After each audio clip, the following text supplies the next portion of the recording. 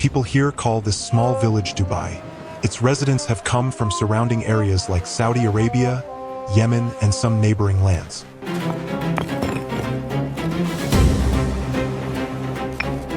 They aim to build a country of their own away from the oppression. They try to live a simple, good life, fishing, sailing, and small boats, and working each day.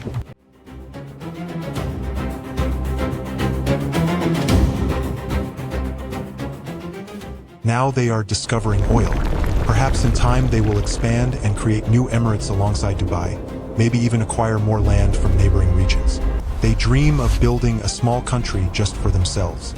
It is fascinating to see these people living simply, dreaming so grandly. But before the dream, there was the hunger. To understand the miracle of this skyline, you must first respect the silence of the empty quarter that preceded it. For centuries, this wasn't a metropolis. It was a survival story. The ancestors of today's jet-setters were pearl divers. They held their breath for minutes at a time, diving 50 times a day, risking the bends and blindness for a single shimmering gem. It was a life of salt and sweat. And then the world turned its back. In the 1930s, the Japanese invented the cultured pearl. Overnight, the diamond of the desert became worthless. The economy collapsed. Starvation wasn't a metaphor. It was a neighbor. By the 1940s, people were eating locusts to survive. The village of Dubai should have vanished into the sands of history, a ghost town like so many others.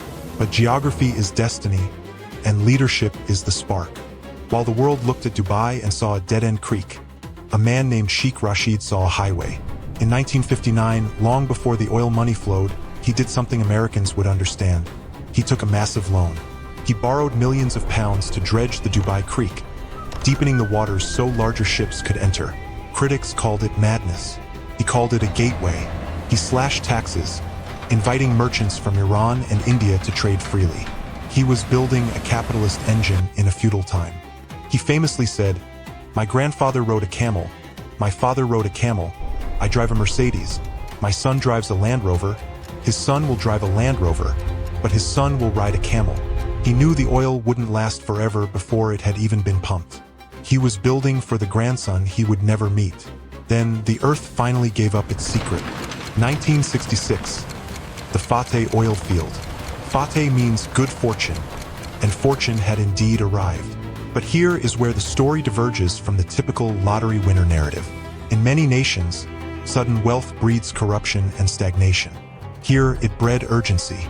In 1971, under the guidance of Sheikh Zayed of Abu Dhabi and Sheikh Rashid of Dubai, the tribes ceased their rivalries. They did the impossible. They united. The United Arab Emirates was born not out of war, but out of a handshake. They realized that 7 small villages were vulnerable, but one fist was unbreakable.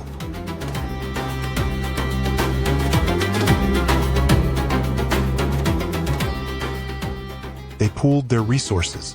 They didn't just spend the money, they terraformed their destiny. The transformation that followed is scientifically unprecedented in the history of urbanization.